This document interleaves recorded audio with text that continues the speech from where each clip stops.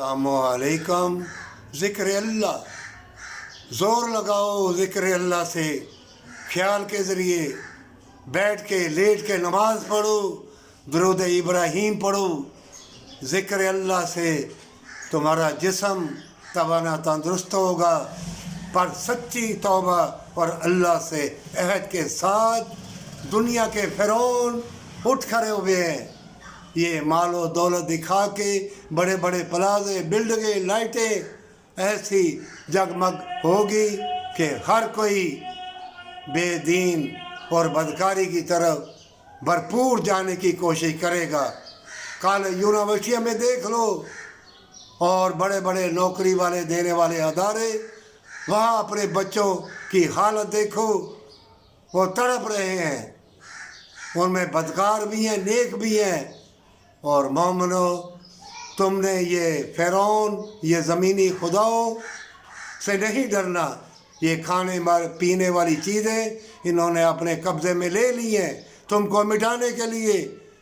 ہر جس میں دنیا کے نشیب و فراز اور دنیا کی چمک اور دولت کے پیچھے بھاگے گا، وہ جسم بیمار اور اندھا اور اپاہج ہوگا۔ وہ طرح طرح کے نشے، میڈیکل وغیرہ یوز کر کے، اور جو خوراکیں کھائے گا بڑی بڑی اعلیٰ ترین، اس میں بھی ذلت ہوگی، اس میں بھی بے چینی، بے قراری ہوگی، اس میں بھی پاور نہیں ہوگی۔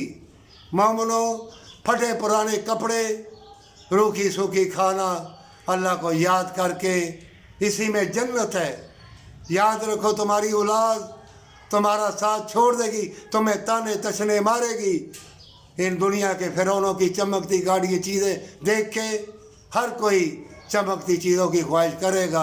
اپنا لباس اترتا ہے تو اتر جائے، موت چاہے کل ہی آنی ہو نہیں محسوس کرے گا۔ موت دیکھ رہا ہوگا، ہسپتال بھی دیکھ رہا ہوگا، ہر جگہ ذلت، موت، رسوائی۔ جو لباس اتار رہے ہوں گے، جو بدکاری بے حیائی کا کام کر رہے ہوں گے، ان کو بھی موت سے پہلے موت ہے۔ یہ بے نور چہرے، یہ مردہ لوگ، ان کو دیکھ کے اللہ سے وفا کی امید رکھنا، بدکاروں سے کبھی بھی وفا کی امید نہ رکھنا۔ اگر بدکار توبہ کر لے، یا یہ مکار، ذخیرہ اندوز، دنیا کی دولت لوٹنے والے، زمین کے خزانے لوٹنے والے تمہیں ذلیل و خوار کریں گے، لیکن نہیں، یہ اپنے آپ کو ہی ذلیل و خوار کریں گے۔ یہ اپنے اوپر دوزخ کی آگ، ذلت کی، مکر کی، فریب کی، بدکاری کی آگ اپنے اوپر پھینک رہے ہیں۔ یہ آگ والے لوگوں کو دیکھ کے اپنے آپ کو بے نور نہ کر لینا، اور نور کا لباس کبھی نہ اتارنا، اور اللہ سے وفا اور محبت اور سچی توبہ مانگتے رہنا۔ اور الفت اور پیار کی کشتی پہ بیٹھنے والے، اگر تو سچا ہے، اگرچہ مومن ہے، تو تجھے اللہ توبہ کی توفیق بھی دے گا اور تمہاری نیا کو کنارے لگائے گا، ہمیشہ کی زندگی، ہمیشہ کی جنت کے لیے، پر سچی توبہ کے ساتھ۔